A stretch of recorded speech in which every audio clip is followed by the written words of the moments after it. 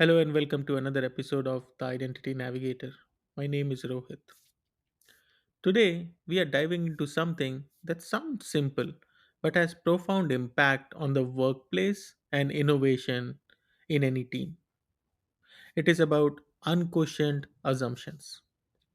Now, if you are in a technical field, you will know that clarity, innovation, and efficiency aren't just values we talk about, they are essential. But it is also true that even the most skilled teams can fall into the trap of operating on assumptions that hold us back. Let's start by understanding what unquestioned assumptions are. At its core, these are beliefs, habit, or expectations we adopt without verifying their accuracy or relevance. They shape our decisions, guide our strategies, and influence how we view success. In an engineering context, assumptions are often practical and help us simplify complex challenges. But when we stop questioning them, these shortcuts can actually turn into roadblocks. For example, we might assume that because a solution worked in one setting, it will apply universally, even when variables have changed. Let us break this down a little further. In my experience, unquestioned assumptions can look like first, like the tried and true trap. This is where we assume that because a method has worked in the past, it might be the right solution for every new similar problem. Many of you in IAM know how critical it is to balance security and ease of access. It is what we manage every day. But let's look at how relying on tried and true assumptions can create blind spots. Take, for instance, the traditional approach to managing privileged accounts. For years, IAM teams have depended on static passwords to secure privileged access. It's an approach that has proven effective in some ways. Static passwords are straightforward, they are easy to distribute, and they have become second nature to many organizations. However, assuming that this old method continues to be secure in today's environment is a classic case of the tried and true trap. The tried and true method of simply having a strong static password isn't sufficient anymore. It can actually become a liability. We are seeing more organizations make the switch to passwordless solution like biometric authentication or multi-factor authentication which offer more robust security for privileged accounts. Yet some IAM teams hold on to static password because they have always worked in the past and making changes feel risky or overtly complicated. This assumption that we don't need to change what worked for us in the past can lead to vulnerabilities that expose critical systems to attack. Now, this is an oversimplified example. All of us today understand the problems with static passwords and therefore have switched to better authentication methods like passwordlessness. I'm pretty sure all of us have MFA in place. But this was at one point of time, probably around 10-15 years back, a definitely tried and true unquestioned assumptions that organization made while making their IM strategy. So you will have to go back and introspect in your ecosystem what is the tried and true assumption that you are making that would be obvious 10 years down the line, but you have under the wrong assumption being not modernizing enough. Imagine an organization that's relied on an on premise infrastructure for years. This setup has worked well for them, providing control, security, and compliance with internal policies. Because it is a legacy system that everybody understands and trusts, leadership assumes that sticking with this approach is the best way to ensure stability and security. But here is where the trap comes in. In recent years, cloud adoption has skyrocketed, and so have demands for remote access and collaboration tools. Modern IAM challenges are increasingly about managing identities across hybrid or multi cloud environments, integrating new SaaS applications, and enabling zero trust model. This tried and true on premise IAM system was designed for a different era, and it doesn't have the flexibility or scalability needed to support these new demands.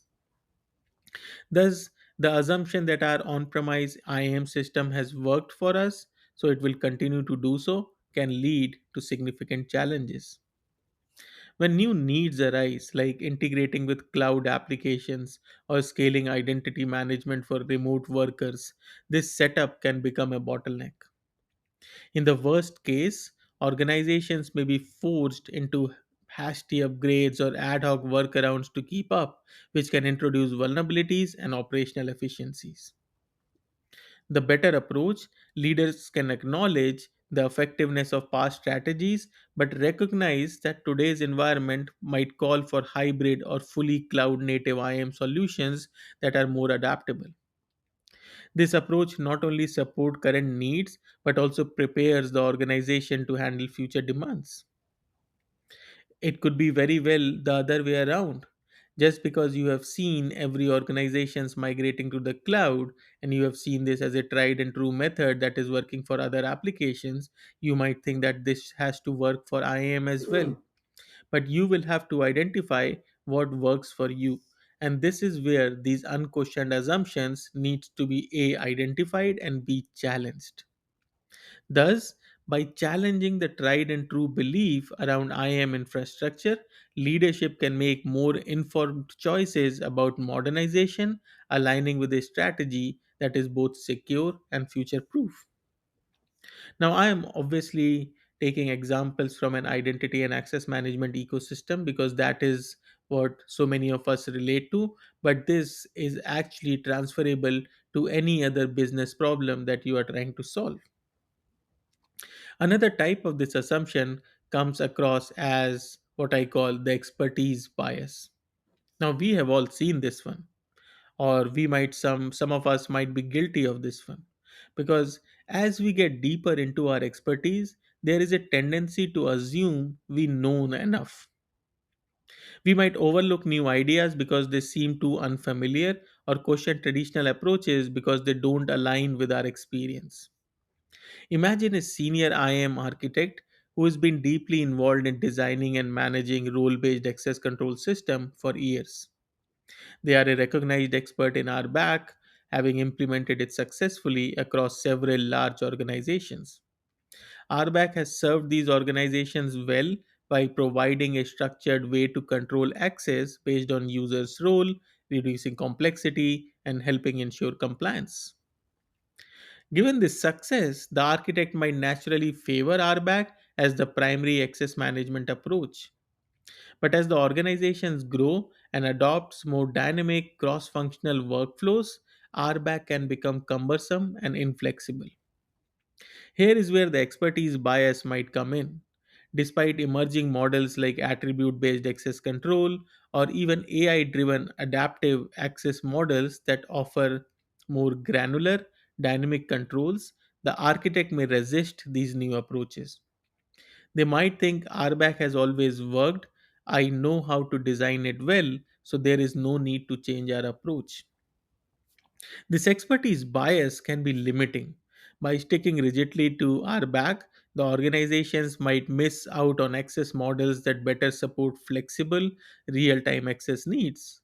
And as a result, security, efficiency, or even compliance could suffer because the system struggles to keep up with modern requirements. I've seen this problem of this type of bias mostly with mid to senior level professionals. The takeaway here is that while expertise is valuable, it can also create blind spots if it is not balanced with a willingness to explore new solutions. For IM leaders, it is essential to encourage a learning mindset, even in areas where they are highly skilled, so they don't inadvertently close the door on potentially better, more adaptable approaches. The third type of bias or unquestioned assumption that I would like to talk about is the default option. Sometimes the decision we make by default without much consideration becomes habits that are hard to break. It's the we have always done it this way mentality. In IAM, default options often take the form of legacy processes or settings that are implemented once and then rarely revisited. For example, many organizations have a default option when it comes to user account provisioning and deprovisioning. They might be set up to follow a manual ticket based process where IT personnel handle every step. The default process might have worked well in smaller environments or at a time when user roles and access needs were simpler. However, as the organization scales, manual account provisioning becomes slow, error prone, and resource intensive. Now, you might tell me that these are very on the nose examples that we are taking, and this is by choice, so that we can really understand what are these type of assumptions that we are making in our day to day life, and then go back and challenge for our ecosystem what are or in which category are our blind spots in, right? So the default option mindset here can hinder both efficiency and security, and by clinging to manual processes as the default, the organization misses out on opportunity to enhance both agility and control in access management. Then there are another type of assumptions which I could categorize as culture induced assumptions. These are assumptions that arise not from any particular process or expertise, but rather from the overarching culture of an organization or industry. These assumptions are often the hardest to identify because they are woven into the day to day fabric of the workplace. In IAM, a classic example of a culture induced assumption is the idea that more security layers means better security. In many organizations, there is a cultural emphasis on being highly secure, which is, of course, essential. However, in a highly regulated industry like finance or healthcare, this cultural value can evolve into an unquestioned assumption. Adding extra security measures, approvals, or checkpoints is always beneficial. This mindset can lead to overly complex access management processes or change management processes where employees have to go through multiple level of authorizations to gain access to systems even for remote tasks. They have to seek permissions even for their daily tasks. For example, a team member may need three layer of approvals to access a data set even if their role requires regular access to it. This security first culture assumes that each additional layer makes the system safer. However, this culture induced assumption can backfire, leading to bottlenecks in productivity and even workarounds where employees find less secure ways to access information just to get their work done. In today's fast paced IAM environment, a more adaptive approach like risk based authentication or dynamic access model could provide both security and efficiency without creating unnecessary friction. But because of this ingrained cultural assumption that more security is better, it can be difficult for IAM teams to implement these solutions even if they would serve the organization's need better.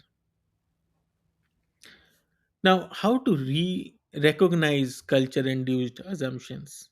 And they often show up in statement like this is just how we do things here, or this is the way it has always been done.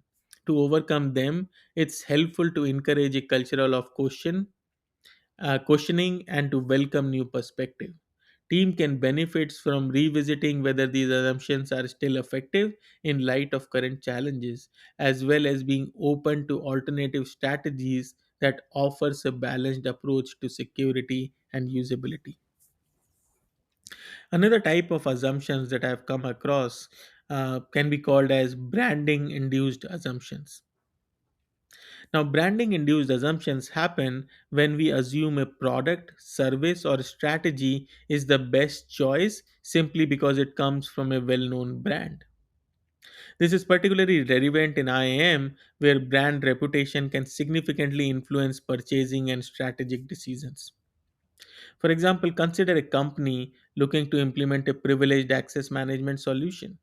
In the IAM space, certain vendors are widely recognized as market leaders. They are often the first brands that comes to mind because they are known for pioneering solutions or dominating the industry. Because of this reputation, decision makers may assume that these brands offer the best solution for their needs, skipping a detailed evaluation process in favor of trusted name. However, this branding induced assumptions can be limiting. Let's say the organization has specific needs around integration with unique legacy systems, right? So, uh, of course, popular brands tend to come with a higher price tag, kind of strained budget, and can also offer sometimes the best in breed solution because they are popular for a reason. But we have to be implicit, or we have to be intentional about the decision that we are making, and we need to make sure that we are not making these branding induced assumptions. Branding induced assumptions often show up as statements like everyone uses this solution, or they are the leaders so they must be the best. To overcome this, organizations should make it a standard practice to conduct comprehensive evaluation, comparing features, compatibility, and cost across multiple solutions. Identify what your requirements truly are. What is your must have and what is your a wish list item. I have often seen people get hung up on edge cases, right? They might not even need it. The return on investment might be super low, or it could follow a law of diminishing results, but they often choose these bigger, shinier vendors because it solves one edge case that may or may not be used within their organization. And this is the branding trap that you need to get out of. Ensuring a need based approach ensures that the chosen solution aligns with the organizational specific IAM requirements rather than just the allure of the brand. Another type of assumptions that we can talk about are structure based assumptions or structure induced assumptions. These are assumptions shaped by the way an organization is structured, and in many cases, by the presence of organizational silos. Now, organizational silos are a reality in many companies, especially larger ones. Different departments like IT system, compliance, and HR might operate independently, each focused on their own goals and responsibilities. But when it comes to IAM, effective identity management requires close coordination between these teams to ensure seamless, secure, and efficient access controls. Consider a scenario where the IM team, IT, and security are separate entities with minimal day to day interaction. In such an environment, the IM team might assume that security is fully aware of and accounting for IM risk, while security may assume that IM has tight controls in place over access permissions. This structural separation fosters assumptions that the other team is handling it, leading to gaps in visibility and oversight. For example, the IAM team might deploy a new user provisioning system to streamline onboarding, but assume that security has vetted the system for potential vulnerabilities. Meanwhile, security may believe that IAM has already secured the integration because they are the owners of that system. This lack of cross functional visibility and communication can lead to vulnerabilities where new access points are introduced without comprehensive security evaluation. The structured induced assumption here is that other teams are taking care of their part, leading each team to operate with blind spots about the bigger picture. When silos prevent full integration and mutual understanding, IAM systems become vulnerable to oversight that could have been avoided with better cross department collaboration. One way to identify these assumptions is not to look at where we don't know who the responsible parties are, but also to look at where the responsibilities overlap, right? So look for places which have don't defined owner, but also look at places where there is a responsibility overlap happening. And in IAM, establishing regular cross functional meetings or collaboration channels between IAM, IT, security, and compliance and engineering can break down silos and clarify shared responsibilities. By building a culture of transparency and regular check-ins, organization can ensure that no one is operating on an assumption about what other teams are or aren't doing. It's not about just creating more races, right, or responsibility assignment documents, but it is also about the transparency that we have in terms of what is each team working on and where they are headed towards in terms of their target state architecture. Then there are some other type of assumptions. One of them would be an operational assumption, and these are ideas we have about how work should get done. For instance, assuming that remote collaboration is inherently less efficient than in-person meeting, that's an operational assumption, and it has been widely challenged, especially in recent years. Assumptions. Now, we all have strengths and weaknesses, but when we assume that certain team members are only capable of specific tasks, we are limiting them and our team as a whole. These assumptions prevent us from tapping into the full potential of our teams. Another type of assumption I would call out is risk assumption. Now, engineers often operate with risk management at the forefront. However, assuming that innovation inherently increases risk or that certain calculated risk will automatically lead to failure can be highly limiting. And I cannot say how limiting this risk assumption could be in any large organization. So, how do we identify these assumptions? It's all about adopting a reflective approach, right? Uh, I would talk about diverse perspective and challenging and introspection and whatnot. But at the end of the day, you have to be intentional about you have some blind spots and making those assumptions, and you have to have a reflective approach to identify them. Right? Encourage curiosity. In terms of strategies, there are a few that have worked for me in the past. Ask why frequently. Sometimes we are so used to our routines that we don't stop to ask, why are we doing it this way? When you hear a colleague say, this is just how we do things, that's a great cue to ask why. Embrace diverse perspective. Now, encouraging diverse inputs on projects. When new team members join, they bring fresh eyes to old problems. There is nothing more refreshing for a team than to have a new member join them and use that perspective. Don't mold them into what you want them to be, but use their fresh set of eyes and perspective to get better and get some of those assumptions that you have blind eyes towards to challenge them. Invite them to ask questions and don't dismiss these questions as beginners misunderstanding or it will take time but it will come to you, or let me explain why we do things for you. Don't term these as a beginner misunderstandings, but really have a reflective approach on the questions that they are asking. And challenging the status quo together, make it a norm for your team to challenge assumptions. If there is an understanding that questioning is a part of your culture, people will be more comfortable bringing up ideas that could ultimately benefit everyone. So, to overcome these assumptions, we must prioritize a mindset of flexibility and curiosity, right? And there are some things that we should continue doing. One of them is continuous learning. Keep evolving. Even as a seasoned expert, we are all learners. Whether it's reading, attending conferences, or listening to diverse voices in your field, commit to continuous learning. Foster a collaborative culture.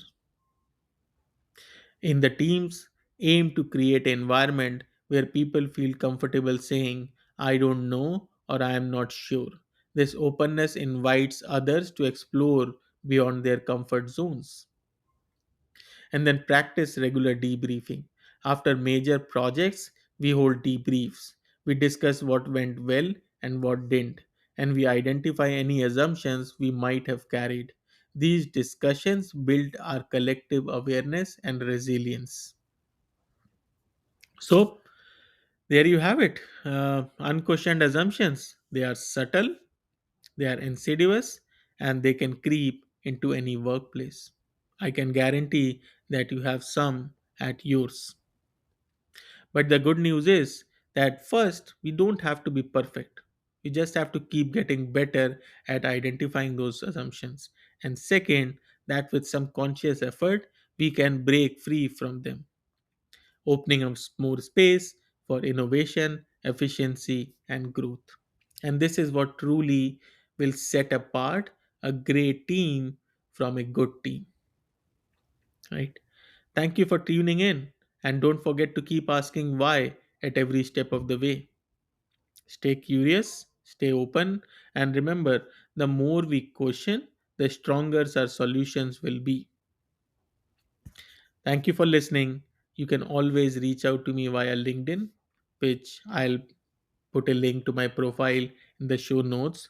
And you can always email me at theidentitynavigator@gmail.com. I appreciate the time that you all gave me today. Thank you for listening. And this is Rohit, your identity navigator.